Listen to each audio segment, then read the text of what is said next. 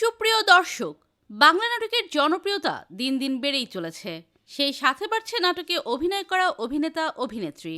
বর্তমান সময়ে বাংলা নাটকের কথা বললে এমন একজনের চেহারা আমাদের চোখের সামনে ভেসে ওঠে, যার হাসি আর কথা বলার ধরন মুহূর্তে মন ভালো করে দেয়।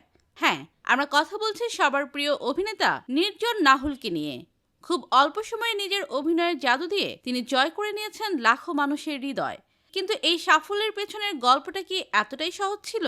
কোথায় তার বাড়ি, কিভাবে তিনি অভিনয়ে এলেন, বিস্তারিত জানতে ভিডিওতে লাইক দিয়ে শেষ পর্যন্ত দেখতে থাকুন। নির্জল নাহুলের আসল নাম নির্জল নাহুলি, তবে শোবিজ অঙ্গনে তিনি এই নামেই সমাধিত পরিচিত।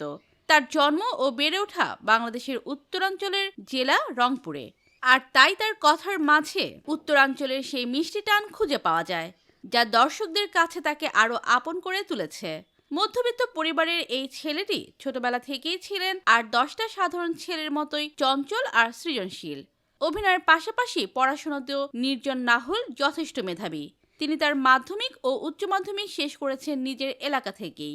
পরবর্তীতে তিনি উচ্চশিক্ষার জন্য ঢাকায় আসেন এবং নামকরা একটি বেসরকারি বিশ্ববিদ্যালয় থেকে তার স্নাতক সম্পন্ন করেন। পড়াশোনার পাশাপাশি তিনি সবসময় থিয়েটার এবং সাংস্কৃতিক কর্মকাণ্ডের প্রতি আগ্রহী ছিলেন। নির্জল নাহুল রাতারাতি তারকা হননি।